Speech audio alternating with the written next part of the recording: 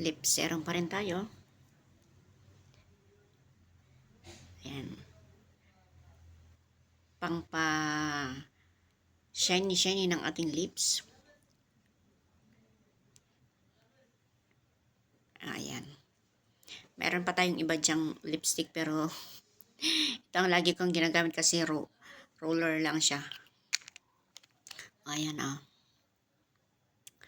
So, ilagay ko din dyan sa basket sa ating lip serum by K-Beauty. Ayan. So, naalis na yung kanyang print. Dahil kahahawak. Di ba? Meron pa rin konti, Hindi na makikita kasi yung print. Ay, meron pa, Yan. Pero andyan, with vitamin E and castor oil, ayan, lip serum for dry lips and cracked lips for shiny din sa basket natin.